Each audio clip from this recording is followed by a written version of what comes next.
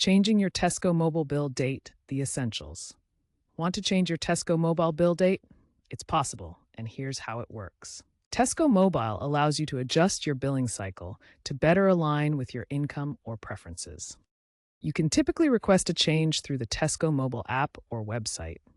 This shifts when your bill is generated and when your direct debit payment is processed. Keep in mind that changes are usually limited to once every 12 months to prevent abuse. This option is available for contract customers and unavailable for pay-as-you-go customers. Changing your bill date involves a simple process of logging into your account, navigating to billing settings, and selecting a new preferred date. After confirmation, your next bill will be prorated to reflect the adjusted billing period.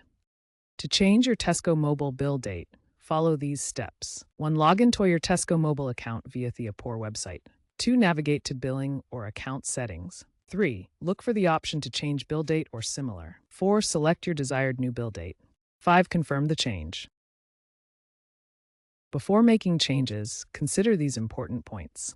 Ensure there are no outstanding debts on your account before requesting a change. Changing your bill date can affect the amount due on your next bill due to proration.